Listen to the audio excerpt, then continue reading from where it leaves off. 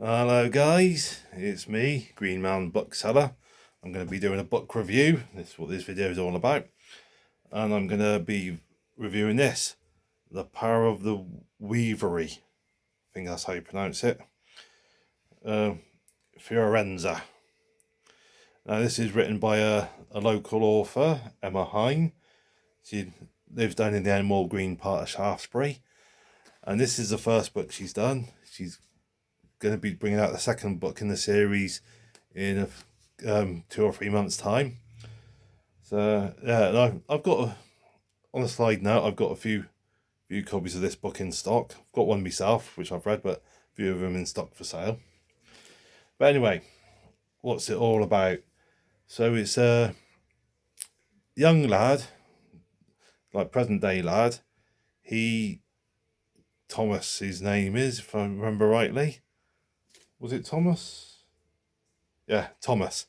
So his godmother gives him a weavery, like a talisman kind of thing.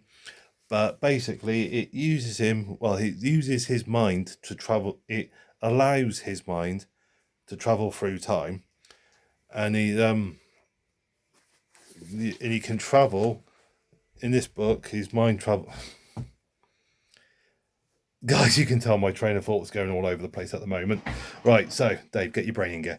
Right, so in this book, his mind travels to the mind of a 14th century Italian guy.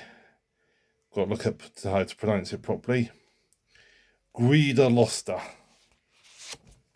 So yeah, it goes back. You can travel into the mind of this guy in sort of medieval, like Fiorenza, and a lot of the story is set in Fiorenza about this sort of young lad, Guida Losta, yeah, and if on his 18th birthday he finds out that his dad was an adoptive dad, and he goes in search of his real dad and his real paternal family, and he gets sort of caught up in a bit of political intrigue and all that kind of thing. Now, when I started reading this book, and part of the thing that brought me into it was the idea, like the fact there's a bit of time travel on, that kind of hooked me in a bit. For the first part of the story, it was pretty much entirely set in the back in Fiorenza. There's hardly anything to do with Thomas, the modern day lad, hardly any aspect of the time travel bit. And I was starting to think, well, this is just a kind of a medieval fiction. It could very easily have the time travel bit cut out and the story would still work. So, and there was a little part of me starting to think I've been hooked in under false pretenses. But then when it got into the second part of the story, the time travel element came more into play. Thomas, the early 21st century lad, he came more into play. And the whole time travel element, the fact that his mind could travel back into the mind of this medieval guy, that took a very central part in the story. And as the second half of the story played out, I realised that actually this time travel element is a very fundamental part of the story. And when I got to the end of it, I thought I want to read this story a second time, sort of I want to go back and read it again, knowing what I know now, and sort of get back, see it through different eyes, and and I can then overlook the fact that for the first half, when I was first reading it, I was wrongly thinking there wasn't much use for the time travel. So yeah, so I think I'm going to read it again to get a better appreciation of the story. But like I said, when I came to appreciate how much of a role the time travel element played, I started to appreciate the story a lot more because it was starting to get the time travel element that I was expecting there to be. So, I mean, so having read it the first time, just once so far, bearing in mind, at one point I was thinking, this is not going where I expect it.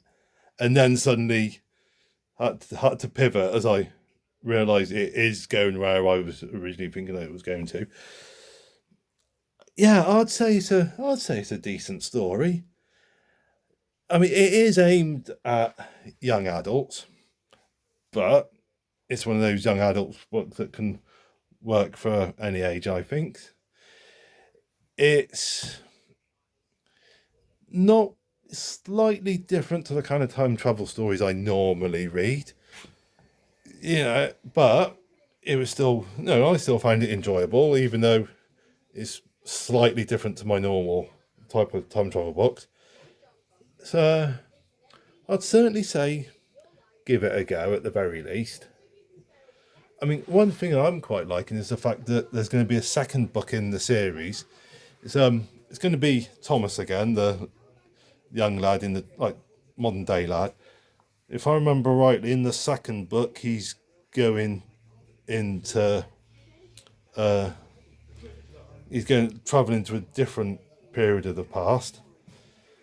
So I'm thinking, this is just my own personal thoughts, but I'm thinking that book is probably going to work better as a series, which is what it's going to be as. Would it work as a standalone book?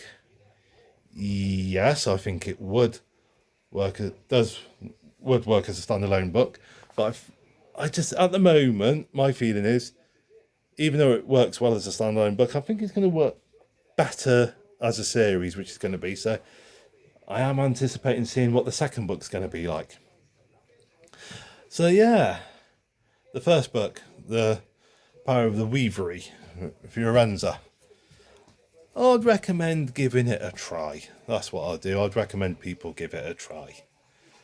So I know I haven't expanded too much on the storyline, purely because there's a lot of words I know I'm gonna absolutely butcher the pronunciations, like people's names and all that kind of thing. And that me doing that's going to detract from the video, from the review.